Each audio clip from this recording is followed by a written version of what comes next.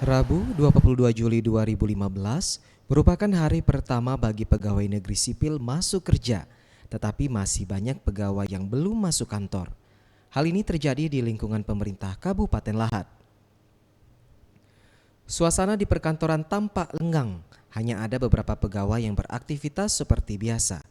Yang terlihat ruang kantor yang hanya berisi meja-meja kosong. Begitu juga dengan suasana tempat parkir kendaraan pegawai di lingkungan Sekretariat Daerah Lahat. Parkiran yang biasanya dipenuhi kendaraan para pegawai ini, hari ini terlihat sepi, hanya ada beberapa kendaraan yang diparkir di tempat ini. Pemandangan serupa juga terlihat di sejumlah SKPD di lingkungan Pemkab Lahat.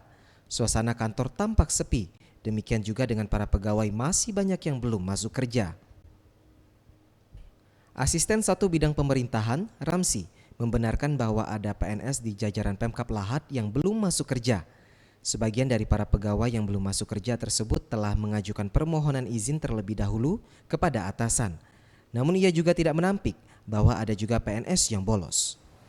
Secara keseluruhan aktivitas perkantoran ataupun pelayanan kepada masyarakat itu sudah dimulai.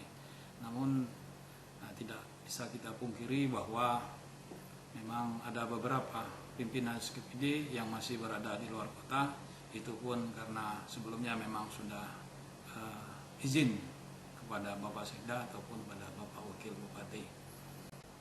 Ia menambahkan, bagi para pegawai yang bolos akan dikenakan sanksi sesuai peraturan yang berlaku.